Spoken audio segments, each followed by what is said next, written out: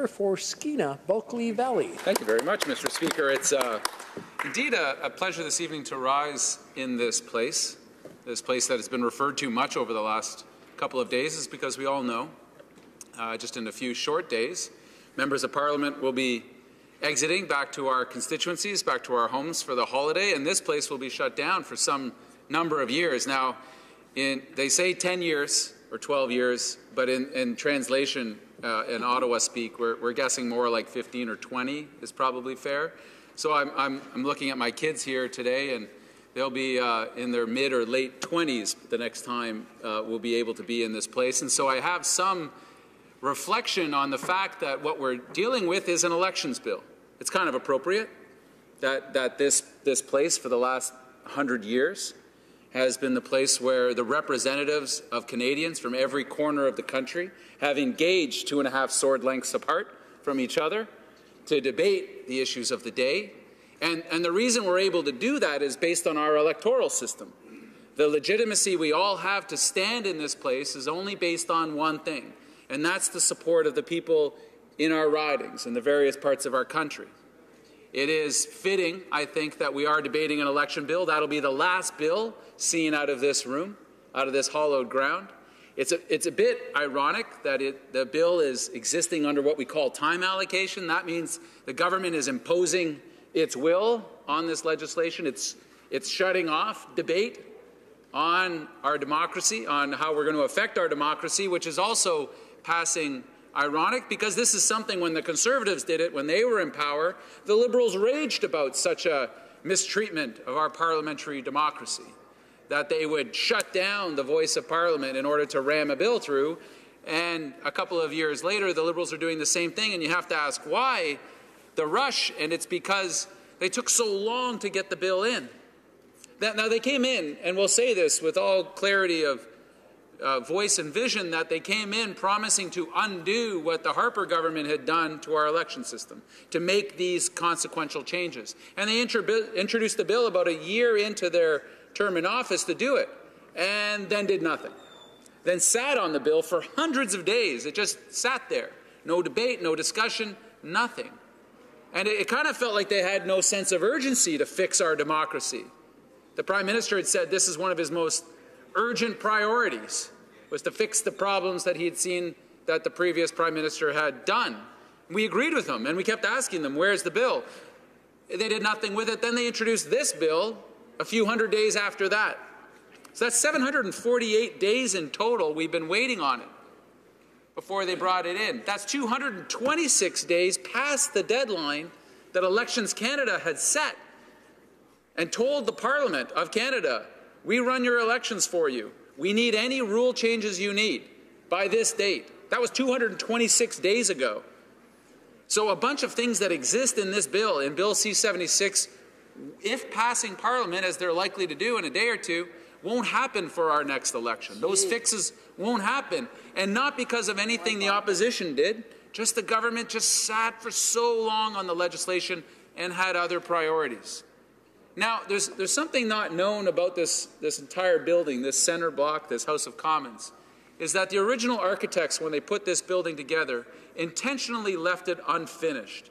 If you go through the halls and look at some of the masonry and the architecture, you'll see essentially blank spaces, spaces that have not yet been affected by art or any description. And when asked why they did this, why they didn't finish the building entirely, they said because this building is meant to represent democracy in Canada, which is a conversation, and that conversation is not finished. And for many Canadians, too many Canadians, that conversation has hardly yet begun, particularly for Indigenous peoples who have been waiting more than 150 years for some sort of comprehension and understanding from the Crown, from this place, as to how to properly respect and engage in what we call nation-to-nation dialogue. It is unfinished business. We often speak of standing on unceded territory, land that has not yet been ceded to Canada, to the Crown. And in order for us to fully and completely become ourselves, it's not just going to be a renovation of a building. It's going to take meaningful, structural change, power sharing change. where the Government of Canada no longer acts like some sort of paternalistic entity in the lives of Indigenous peoples, but as a conversation of mutuality and respect, which has so long been lacking. Back to this bill. It's hundreds of pages long. It was so badly written, there were 338 amendments drafted by both government and opposition members. That's an extraordinary number of fixes to a bill that the government took 3 years to write. Because the bill is maybe vast in its comprehension, but it's kind of simple in its effort, which is to make voting fair and open to all Canadians. Now, there was a couple of opportunities that were sorely missed. Our former colleague, Kennedy Stewart, had a bill. Quite ingenious bill. He's a smart guy. He's now the mayor of Vancouver. Smart people in that city. Elected a mayor. And one of his ideas when he looked around the world at democracies said, what countries do well in terms of having their parliament actually look and reflect the population? And one clear indicator would be, what kind of gender balance do you have in your parliament? And what parliaments are good at it and which ones are bad at it? And Canadians might live under the misapprehension that because we have a feminist prime minister, self-described, that the parliament itself must also have some sort of gender balance to it. And lo and behold, we don't. That 76% of the people in this place look like me, male, mostly white. And that 24% are women. And you'd say, well, what was it like under Harper? Well, it was almost exactly the same. I think there was 1 percentage change from one administration to the next. And that might be shocking to Canadians, because the government seemed to have changed so much. But in terms of the gender balance of this place, it didn't change at all, really. And why not? Well, because the rules exist the same. So our friend looked around the world, and he looked at Ireland and Norway and the Scandinavian countries, and the number one way to do it, the Liberals know, because we had all this evidence at committee, is to have a fair voting system, a proportional voting system, tends to elect more women and underrepresented groups. So our feminist prime minister looked at that, made the promise to change the voting system, realized it wasn't maybe going to work out so well for the Liberals, and then he squashed the promise, even though it would have brought more women and more equity-seeking groups into Parliament. The choice between country and party, and the Liberal Prime Minister chose party. So he killed that promise, much to the disappointment of many Canadians, because it had been repeated 1,800 times. I actually believed him. I might be a little on the gullible side, but I thought when I see a leader of a party who seeks to be Prime Minister repeat a promise, clear as day, 1,800 times, I think, well, he's not going to back out of that one, because that would make him a liar. And then suddenly, lo and behold, he decided one day that he didn't want to do it anymore because he didn't like it, even though the evidence that the committee heard from average ordinary Canadians that showed up, 88% said they wanted a proportional voting system. Of the experts that testified in front of committee, 90% said Canada needs to move towards a more fair voting system. Of all the studies, the 14 national studies from the Law Commission to all the provinces who have studied this, have concluded, all of them, that Canada needs to move towards a proportional voting system where every vote, in fact, counts. Because I don't know about my colleagues, but one of the #1 reasons I hear on the doorstep when someone says they don't want to vote is they say my vote doesn't matter. I vote for a party in my riding that doesn't stand a chance, and so what's the point? I voted in 10 elections, and I've never voted for somebody who held office. And in the last election, a little over half of all the votes cast in Canada elected nobody. So the experience of more than half of the electors that went out to the polls cast their vote, which is an expression of hope for the future, and didn't have their representation, didn't have their vote realized in any kind of meaningful way. So they don't want to do a fair voting system because it didn't work out for Liberals. Then we look forward to this idea from our friend Kennedy Stewart, who says, hey, how about this? Ireland has this really novel thing, because when political parties spend money in elections, they actually get a reimbursement back from the taxpayers. Very generous to the political parties. How about we tie that reimbursement back to how well-balanced each of the parties' list of candidates is? So the closer a party gets to parity, because, you know, as the Prime Minister said in 2015, it's 2015, as closer as a party gets to fielding candidates for office that actually look like the country we seek to represent, they get 100% of the reimbursement back from taxpayers. The further away they get from that parity, the less and less money they get, because money seems to be a motivation for political parties. Who knew? And in Ireland, what were the results when they made this one change? This one change. The number of candidates from diversity-seeking groups and from women increased by 90% across the political spectrum. The number of people that actually got elected into the Dáil, the legislature, increased by 40%. Again, remember, from the Harper government to this new Liberal government, we changed 1%. This one change brought in 40% better representation, more fair representation of what the country actually is. Because my bet is this, that if we had 75% women in Parliament, we'd already have affordable childcare in this country. If we had 75% of women in Parliament, we'd already have pay equity legislation in this country. So we know it matters who actually stands for office and gains the seats in this place. Matters in terms of what kind of policies we push. And for so long, for so many generations, women and other diversity-seeking groups are standing on the outside, pleading with the powers that be, rather than on the inside. And when the Daughters of the Vote were here, everyone remember this moment? 338 young women from across each of the ridings across the country were here. And one of the women got up and asked the Prime Minister a question. And she said, I would like to see proportional representation brought in as a voting system because we know it works. And he said, no. You know what it is that when you ask a man to run, he says yes, and when you ask a woman to run, she says, why me?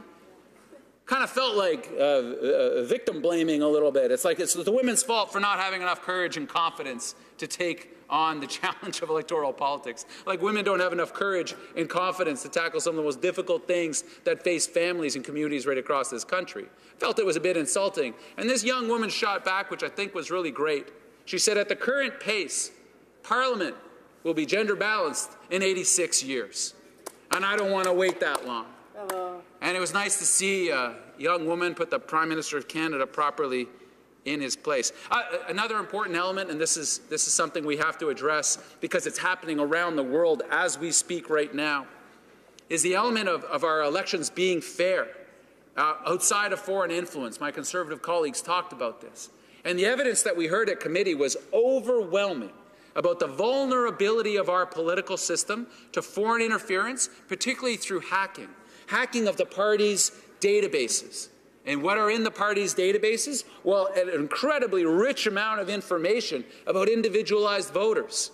They're not just their age and where they live and their voting preference, but their income, their opinions on major issues. Parties seek to collect all this information about voters. All the parties do it. The Liberal Party bragged about it out of the last election as the key element of their win, is that they had the best data. They were able to mine data from the social media environment better than anybody else. So when people click something on Facebook, they like that cat photo, that data might have been grabbed by the Liberal Party. And who did they hire? What was the name of that company the Liberals put on contract? Cambridge Analytica. That's right. The Liberals gave Cambridge Analytica a $100,000 contract, which we still haven't been able to figure out. What else was Cambridge Analytica involved in? Brexit, right. These were the guys who were able to use backdoor technology to mine data illegally from Facebook and Twitter and other social media norms. To be able to go and grab people's preferences and opinions and personal information without them knowing about it. So one of the changes that was asked for at committee by the Chief Electoral Officer, by the Privacy Commissioner, by the head of our Secret Service, the spies are saying this is a problem, was that political parties had to fall under privacy law. Now, let's be fully transparent here. 2 years ago, my party, the New Democrats, was opposed to this because to fall under privacy law would mean that we'd have to be able to give Canadians the power to demand of us what information we had collected on them and to give it back to them and forget them if they wanted us to. And political parties don't want to do that. But slowly, surely, evidence building, we saw the light. And we now agree with this. And we had all three major political parties at committee. Conservatives said they'd follow whatever law was in place, and Liberals said no way till Sunday. they wanted to do this. Now, why? Why? Because I'll read you a quote that I think should maybe chill some of my Liberal colleagues. Following, we judge that it is highly likely that a cyber threat activity against democratic processes worldwide will increase in quantity and sophistication over the next year, particularly affecting Canada, said the head of our communications and security establishment. That is the spy agency that the Democratic minister herself commissioned a study for, to say, what is the security threat on our democracy right now? And he went out and he studied it, and he said the threat is real because all it takes is a foreign government, a foreign enemy, to hack into the Liberal database, the Conservative or the NDP database, and then be able to manipulate elections like they did in Brexit. My friend from Winnipeg smiles at the memory. I would wonder how people in England would feel about knowing that that important vote they had, whether to stay in Europe or leave Europe, was hacked into. That personal data was stolen from the various political parties, mined out of Facebook sites, and then voters were sent particularly influential messages to have them vote a certain way, in that case, the leave vote. And now the government itself is in complete turmoil and people don't trust the system. What happened in the Trump election? Documented case after case where social media sites were used, Facebook, Twitter, to garner information about voters' intention, how they were feeling about issues, and then be able to send them very highly targeted messages to motivate them towards one side, in the case of Mr. Trump, voting for him for president. And who was hiring these hacks? Well, the Russians were. That's what the entire inquiry is about, is foreign interference in the U.S. election. Never mind the payouts to the porn stars and all the rest. That's the sideshow on this. The major issue for American democracy was that their election was hacked by virtually a sworn enemy in Russia. Now, you pull back from this and you say, well, Canada, we're nice people here. No one would ever want to influence us, because certainly the Chinese government wouldn't have any interest whatsoever in influencing the outcome of our next election. The Chinese government has no opinions about any arrests or detentions that have been taking place, about the introduction of any telecom companies into the Canadian environment, about the purchase of major oil sands assets by Chinese companies. No, the Chinese government would never stoop to such practices, except that they do. And we're naive and foolish to not have done something about it when we were clear-eyed. Here's what the Chief Electoral Officer of Canada, the guy who runs our elections, said. If there is one area where this bill failed, it is privacy. The Privacy Commissioner said there is, quote, nothing of substance, end of quote, with regards to privacy in this bill. The Civil Liberties Union said protection of personal information falls far short of internationally recognized privacy standards. So the Liberals said, let's just continue on with the Wild West. We'll be fine. We're Canada. As if that somehow would be a protection for us. Mr. Speaker, my sincere worry is this. As we look to the end of this Parliament, as the last bill to pass out of this Parliament is the most important one, which guides how we elect our representatives, the people to speak on our behalf, the people who will make the laws that affect us not just today but for generations to come. And in passing this piece of legislation, the Liberals were given all of the evidence. They were given the solutions to fix the bill, to protect our democracy as best as we could from foreign interference, from hacking, from people trying to influence the outcome of a free and fair election. And the Liberals said, we just need to study that more. After hundreds of days of delay, they said we need to study it more. When we were studying it at the time, and their own members on the Privacy and Ethics Committee just finished a study on this and concluded, this is radical, I know, that political parties should fall under privacy law, the very thing we were asking to be changed in this bill. So Liberals on one committee said we need to do this to protect our democracy, and Liberals on one committee over didn't want to enact it into law. This is so frustrating. We can't have this. So as we end this session, as we see this bill make its final way, let's not pretend that it does all the things that the minister earlier claimed it does, because it doesn't. And Canadians need to understand and be vigilant and wary and say that when we do this again, because we're going to have to fix this again, because my fear is this, is that we'll have our next election. And in the midst of it, we'll hear of allegations of hacking and foreign interference. And at the end of the election, there will be actual evidence of a hacked election. And Canadians won't just blame one of the political parties. They'll lose even more faith than they've already lost in our political process. And that undermines everything that we try to do in this place and everything that we've been trying to do for the last century in this place. We can do better. Canadians deserve better. This bill could have been so much more.